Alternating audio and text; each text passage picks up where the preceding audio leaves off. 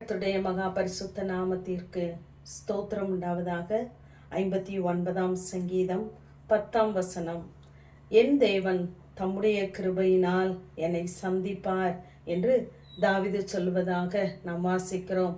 ஒவ்வொரு நாளும் நம்முடைய வாழ்க்கையிலே தேவன் நம்மை சந்திக்கிற அனுபவம் நமக்கு இருக்க வேண்டும்.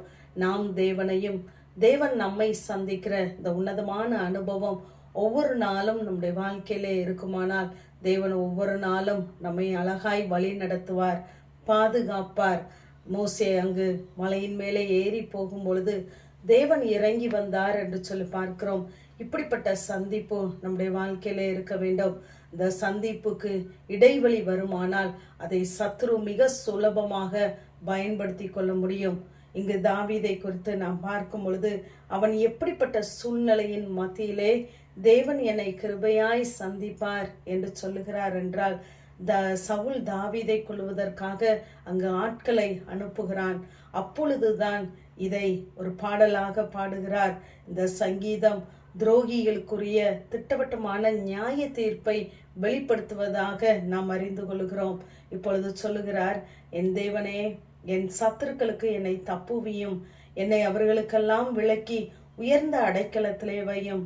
ஏனென்றால் என் பிராணனுக்கு அவர்கள் பதிவிருக்கிறார்கள்.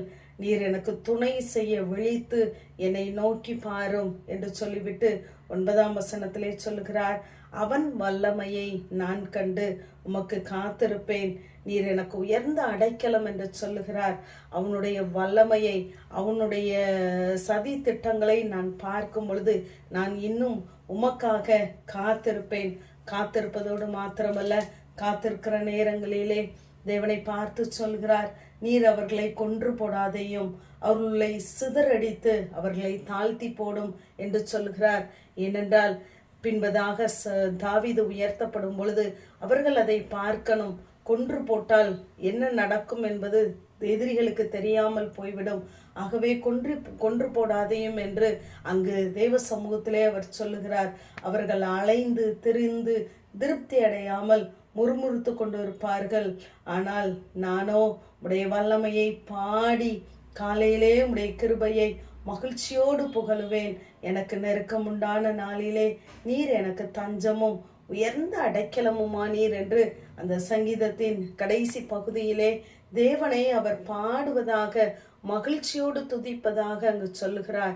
ஏனென்றால் கர்த்தருடைய சந்திப்பு அவருடைய வாழ்க்கையிலே நடைபெறுவதாலே, தேவனை அவர் நம்பி இருந்ததினாலே, தேவ சமூகத்திலே அவர் காத்திருந்ததினாலே அவருக்கு இந்த பாடுகிற மகிழ்ச்சியோடு துதிக்கிற அனுபவம் அவருடைய வாழ்க்கையில உண்டாயிருந்தது.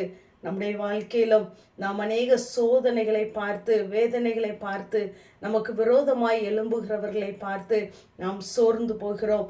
சில பிரச்சனைகளை தேவன் நம்மை சந்திக்க வைப்பது எதற்காக என்றால், அது நம்மை மீண்டும் மீண்டும் தொடராதபடி அதை சந்திக்க வைக்கிறார். இங்கு இஸ்ரவேல் ஜனங்கள் அங்கு வெளிவரும் பொழுது எகிப்தியர்கள் அவர்களை துரத்தி கொண்டே வருகிறார்கள். ஆனால் இஸ்ரவேல் ஜனங்களுக்கு அந்த செங்கடலை வழியாக மாற்றுகிறார். அவர்களை தொடர்ந்து வந்து கொண்டு இருந்த அவர்களை அந்த இடத்திலே அழித்து போடுகிறார். ஆகவே நம்மை தொடர்ந்து வருகிற சில பிரச்சனைகள் அழிந்து போவதற்காகவே அதை நம்மை தொடர வைக்கிறார். ஆகவே அப்படிப்பட்ட நேரங்களிலே நாம் தேவ சித்தத்தை விட்டு விலகி போகாதபடிக்கு நாம் தொடர்ந்து தேவ சமூகத்திலே நாம் காத்திருப்போமானால், நமக்கு விரோதமாய் எழும்புகிறதை பார்த்து நாம் காத்திருப்போமானால், தேவன் நிச்சயமாகவே அவருடைய கிருபையினாலே நம்மை நிச்சயமாய் நித்தமும் அவர் சந்திக்க அவர் போதுமானவராகவே இருக்கிறார்.